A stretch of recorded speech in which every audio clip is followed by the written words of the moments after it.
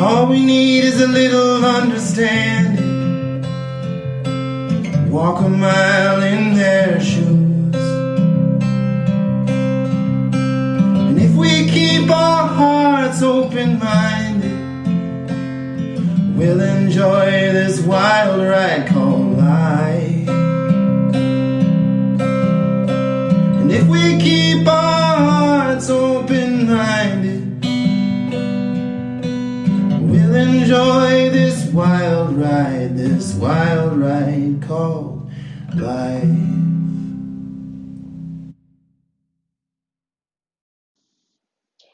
If you haven't heard about Anchor, it's the easiest way to make a podcast. Let me explain. It's free. There's a creation tool that allows you to record and edit your podcast right from your phone or your computer. Anchor will distribute your podcast for you so it can be heard on Spotify, Apple Podcasts, and many more. You can also make money from your podcast with no minimum listenership. It's everything you need to make a podcast in one place. Download the free Anchor app or go to anchor.fm to get started. Hey everyone, welcome to another episode of the Truths We Hide podcast. I'm really excited to bring you this guest today, William Graper.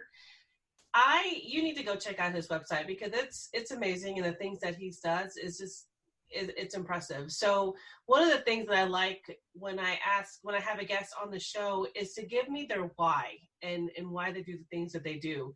So with William, as a celebrity fashion stylist for the last decade, he actually has come to understand that we often compare our personal truth with other people's social masks.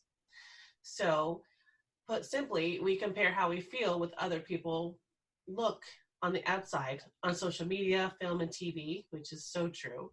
So by comparison, we always come in second. So having styled people's outsides for so long, he is passionate about helping people style their life from the inside. So you can find out more information, and I'll put this in the show notes at williamgraper.com so that you can actually talk to him about all of this, because I know, with social media, it's all Instagram pretty, or it's what you see on the outside, but we forget about our inside. So William, thank you so much for being on here today. I'm so excited for you to share this because I know that I can relate in so many ways. Thank you so much for having me. I'm so glad to be here and to hopefully open up a space for people to help themselves that is maybe a little easier to get into. I think therapy and mental health can be something people avoid because it feels like a heavy topic or they're not ready to dive in. And I think using our material surroundings and the possessions that we own and that we cling to, and looking at how we spend our money and how we present through social media, or maybe the PTA or your child's classroom, whatever it is, however we're presenting to the world is a tool for assessing how we feel about ourselves, what we value, and ultimately the things that we wish that we were and hope that we can ultimately become. So I really love starting with where people are and helping them with the things that we all have in common that seem frivolous and superficial, like the car we drive, for example, but ultimately say a lot about who we are. No, that's so true. I love that you've dug deeper into this, because it isn't just about the clothes you wear all the time. So what got you into wanting to be a celebrity fashion stylist in the beginning? Well, I think I grew up in Florida as I'm a gay guy, and I grew up in Florida, and I looked to the big cities like New York and LA, and I thought I really have to get out of here and go to these cities and create this fashion career and be looking back on it now, I can say I was really wanting to create the perfect world, and fashion was a platform that allowed me to create perfection in my world. And what I know now is that creating perfection holds us back.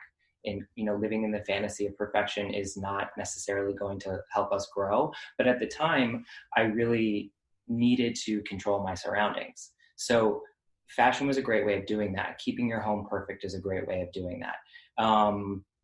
We all kind of do that in our own ways. So I think I was just really desperate to create the perfect world. Fashion was the fantasy that allowed that. And now I'm kind of realizing that reality is a lot more exciting than the fantasy. And, having worked with Katy Perry and Billie Eilish and John Legend and for Vogue and Harper's Bazaar. I mean, I've had an incredible career that I'm so grateful for. But what it allowed me to see was that the greatest, most glamorous people in the world and the people with the most money and the most success are just like everybody else.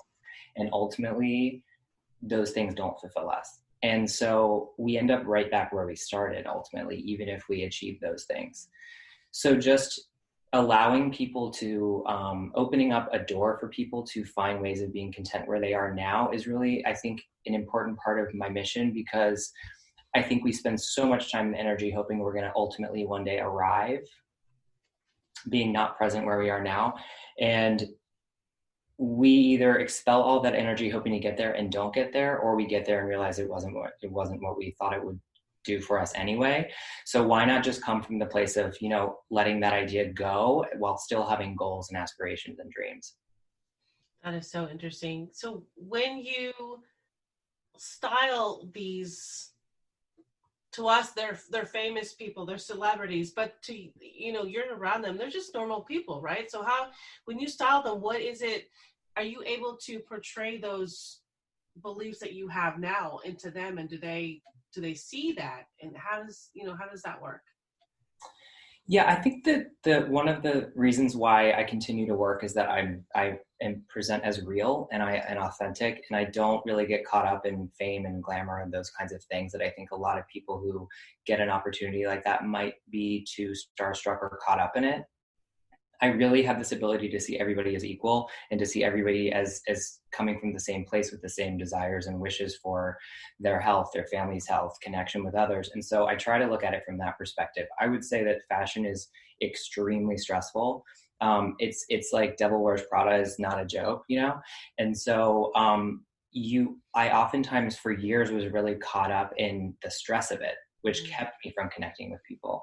And ultimately, as I got more successful, I was able to sort of slow down and connect more deeply with my clients. But it really took me, I was actually listening to a Super Soul Conversations with Oprah, and somebody was on and they said, you know, you can be the most incredible architect in the world and you can create beautiful buildings and people can hire you and love your work. But if you are not passionate about architecting, you will never feel successful.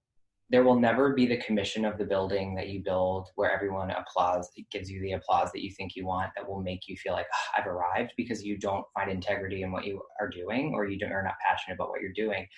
And that really struck me, because I thought I was chasing the next thing. I was like, the next cover will make me feel successful. The next celebrity will make me feel successful. And that just woke me up to this idea that that's not going to happen. I'm not passionate about fashion in the way that I had started out as anymore. And I needed something deeper. And the thing about fashion is that while I am working with real people, we're creating imagery and fantasy, and we're creating things that I don't actually get to deal with the direct people who receive the art. So I'd never get that feeling of like, I've helped someone. And I just woke up to that fact that, like, while dressing up models is really fun, we're doing this for our own sake. Like, I don't get to feel the reader enjoy what we've created. And I was really missing that. And so going back to school to get my master's in psychology has just given me a greater confidence to go out and help people in a more meaningful way, and just sort of stop playing dress up, which, if you look at my Instagram, most of my followers came from this fantastical world I created by going on road trips and wearing crazy outfits. I would put on like a wild dress, or I'd put on a clown costume, and I would take these amazing portraits, and I loved expressing myself in that way. But at some point I really longed for reality and connecting with people for real, and I had to make a change. Wow. That is, I appreciate you sharing all that, because I think passion is something we don't really connect with lately, or over the past 10 years. It's all about making the money or being famous. But now I think we need to really do find that passion, because that's what's going to keep us to keep getting up each day, and to find that happiness that we've been longing for, that we've hidden behind something else or covered up with something else. So I love how real you are with it, especially in the job that you do, and wanting to find the deeper meaning, and then going back to school to get that. And that's so important, and I love that you're doing that. So now you are a life and style coach. So now you're helping people find that meaning. Tell us about that. Yeah, I think we see so many people presenting a certain way. This used to be just a celebrity issue and we couldn't relate as well. But now that we all have our own personal platforms on Instagram and Twitter and Facebook, we can present whatever we like. And I'm finding that if you're not presenting who you really are, or you're only presenting one dimension of who you are, which is really on a two-dimensional platform, that's all you're able to really express anyway. So it's already limiting just by the way it's built. But if you're then only using that platform to express the good parts of yourself, and you're not showing the totality of who you are, and you're presenting in a way that's not totally authentic, people fall in love with someone who doesn't exist. And you ultimately feel less and less seen, because the more followers you get, the less seen you feel, because you're like, but I'm not really being myself. So it's a catch-22, because you get what you think you want, but you don't get what you want. So it's kind of like, I think about it like Splenda. Like, you'd be much better off just having the cupcake with real sugar, because Splenda makes you think that you're getting sugar, but you're not getting sugar. So then you're actually changing your brain's relationship with sugar, and you're actually going to crave more sugar, because you're not satiating the thing your body's really asking for, which is sugar. So a little bit of sugar would be better than a lot of a chemical, because that chemical can't really give you the feeling you want. So I think about it like that with social. It's the more we put out, the more validation we receive, the less we feel seen, unless we're doing it with, authenticity and intention and purpose. So helping people create the life they want, and acknowledging that we're material people, acknowledging that we have to buy clothes, that we have to buy a car. There's a lot of Eastern philosophy that's like rejecting possessions is the ultimate enlightenment, and we should be people who don't want material things. Or, I used to have this idea that like humility and being humble meant like rejecting the material world and like driving around in a car that was just like basic, because I just felt like that would be humble. But what I've realized is like, if we're doing something passionately and authentically, and we're doing it from a place of real intention of the truth of who we are, we can have whatever we want. This is not about having a life that's one way or another. And so I think the more we can align and integrate how we're presenting with how we feel, and we're honest about that, the more love we'll receive, the more connection we will feel, and the more confidence we'll feel about ourselves and how we live our lives. That is so true. I love that. And I think I've seen that in the past few months that we've all been on this lockdown. I think more people are starting to share their real selves now. Mm-hmm. And I really appreciate that, because now it's, now's the time to just be open and honest and realize what's happening in the world and the difference that we can make. The changes, and just being authentic, because it's happening and there's no other way out. We need to be our real selves. Mm-hmm. And I just want to say too, sorry to cut you off, but about that idea of being authentic and about being ourselves, I think many people, including myself at first, didn't know what to make of that, because we'll say, well, I am being myself. I am being authentic, and I don't know how to be any other way. Sometimes that's true. Oftentimes that's conditioning, or what we feel society has sort of helped us create about ourselves, or our family needs us to be a certain way, or I'm a mother and I have to be a certain way, or a father. And ultimately, it's not about saying everybody has to change, and it's not about saying that the people who are saying they're authentic are not. It's just about deeply looking and making sure that it's aligned. So a great way that people can do that now at home is look at your bank statements. And how you spend your money will tell you what your values are. How you spend your money will tell you what you find important in the world. If I believe in supporting small businesses, mm-hmm. and I'm spending all my money at big box stores, there's an incongruency between who I wish to be and who I'm actually being. So until I align that feeling of who I am with how I behave and how I act in the world, I'll always feel like there's the gap. that ultimately is unhappiness. That gap is unhappiness. So I think it's just about aligning who we think we are in